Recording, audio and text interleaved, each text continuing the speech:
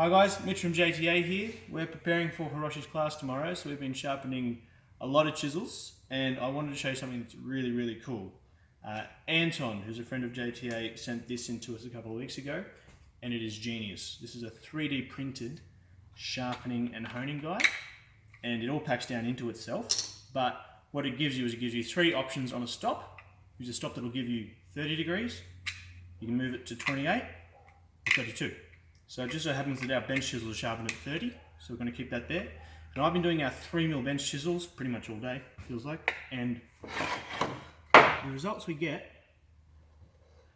are just awesome. And the really good thing about this jig is that because I've got all the sharpening stones here, I'm just going for about half a stone at a time. So you can see that I've used half the 5,000, half the 2,000, half the 1,000, and to get it going, as much 400 as you need. So it's awesome. The way it goes in is really simple. You set your jig, you put your stop in where you need it to be, in you go. That's upside down, that'll be correct. I've got the stop at 30 degrees. It's got a self-referencing guide, so you know that your chisel is going to be square to this guide. In we go, nice and flat. And then what holds it all in place is a little wedge. And the only thing I've done is I've put some adhesive back sandpaper on this wedge, just to give it a bit more grip on the back of the chisel.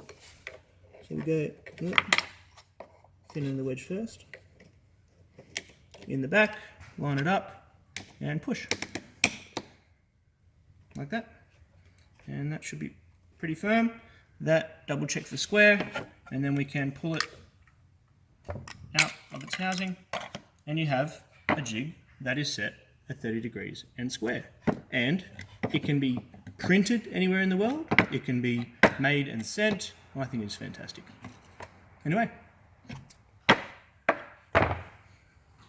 thanks.